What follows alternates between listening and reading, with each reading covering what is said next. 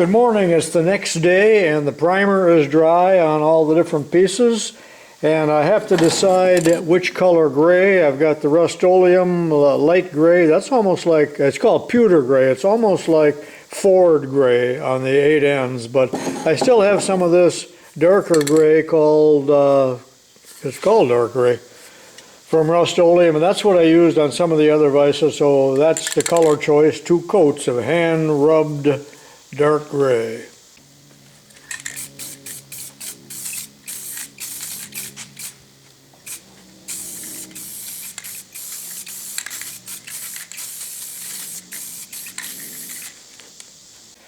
While I am waiting for the paint to dry, I turn my attention to yet another problem with this vise, and I wish I had stayed in bed that morning instead of buying this, because this thing is in much worse shape than what I originally thought.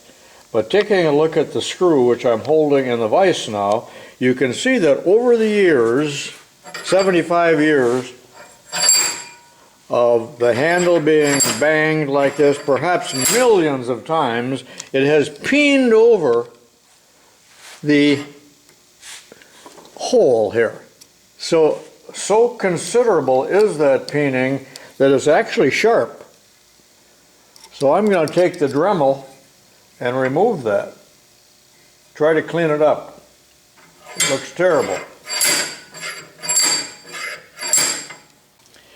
I wrapped the handle with a piece of tooling aluminum to protect it. Now, why I am bothering to protect it at this point in its mutilated life, I don't know, but I don't want grinding marks on the handle, so I'm going to take the Dremel now with a very fine, well, let me show you. I'm wondering if there was divine intervention at that auction, because I also bought this Dremel at that auction, as well as that Porter cable grinder that you saw me use a little bit earlier, so that I would have the tools necessary to restore this real piece of scrap iron. So with this little grinding wheel, which probably is not up to the task, I will attempt to grind off the burr.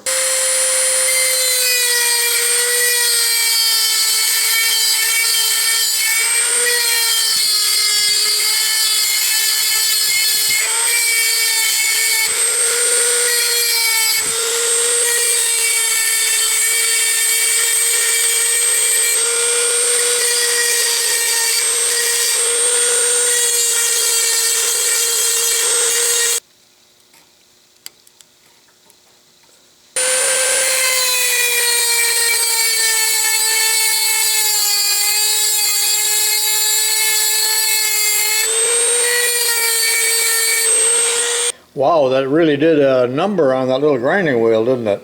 Well, now I'm going to take it over to the wire brush and brush that real well. That'll blend it all in, and you won't see the grinding marks at all. Of course, look at all the other big gashes around here. It's not in real good shape.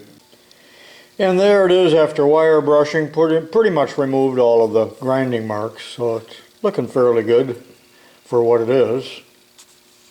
Look at the slop in there. I suppose that's all wear. Looking at the very large Parker vise, there is no indication at all of that mushrooming. And the hole and the fit here is much better, so that's probably all wear in the other one. That vise must have served in a factory where there was production work going on. All right, the paint is dry. Let's remove the masking.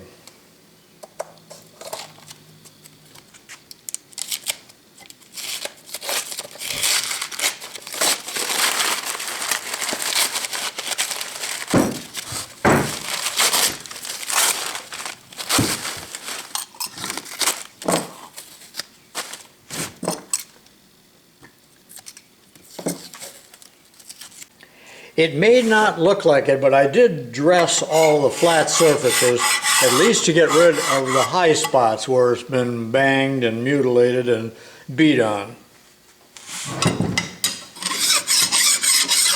And so on.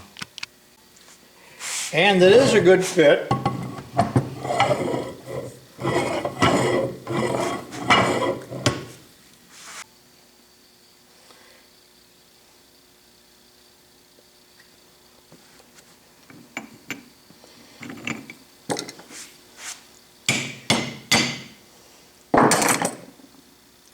I was going to make a new pin, but this pin is the most odd dimension. It is, I thought it was 5/16, but it is not a fractional dimension. It is not nothing more than a decimal size, which I did not have in stock. So, and it has a bend in it. I don't think that's going to hurt a thing. That's the way it was for 50 years. So let me drive that home.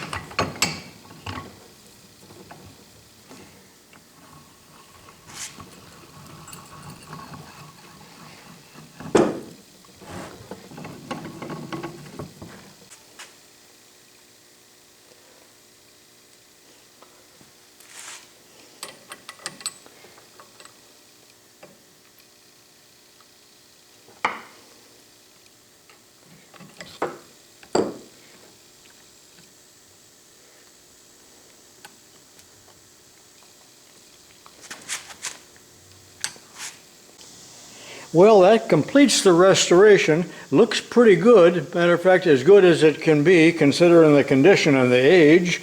Now, I know there are going to be some people that say, well, you need to paint and highlight all the lettering. Well, it didn't come that way from the factory, so I really don't believe in doing that. This is the way it will stand. And now to get it mounted on the bench, because I plan on making this my everyday vise. And I love the little detail right here. It's a pretty good looking vise if you don't look at it too closely. I know I've been playing musical chairs here recently, but of course the 6-inch Parker was originally mounted on the bench, and a few weeks ago I took it off because it kind of overpowers the bench and put on this cheap Craftsman, but now off comes the Craftsman and on goes the 4-inch Parker. And I probably have a couple holes that I have to drill. There's already a dozen holes in this bench. I hope that some of them line up, but you know they won't. And off comes the Craftsman. And on goes the Parker.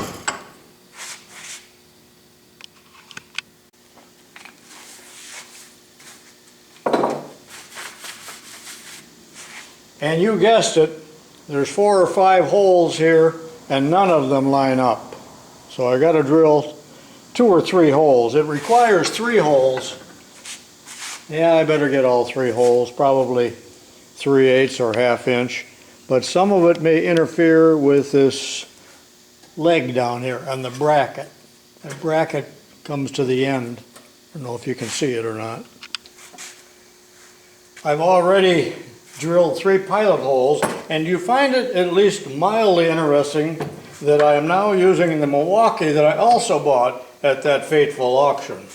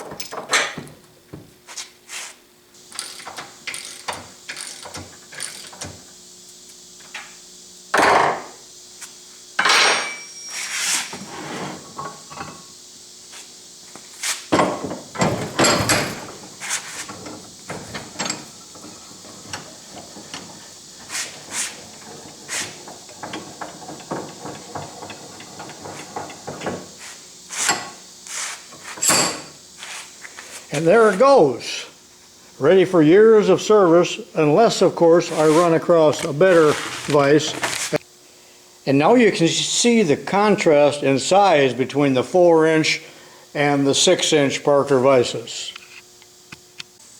As said before, most of the work that I do in my shop is of a smaller nature, and this vise lacks the sensitivity when you go to tighten it. It's just so massive. So that's why I switched to this vise. That completes this video. Hope you enjoyed it. It was a rather long one. Thank you for bearing with me, and I'll see you next time. This is tubalcain.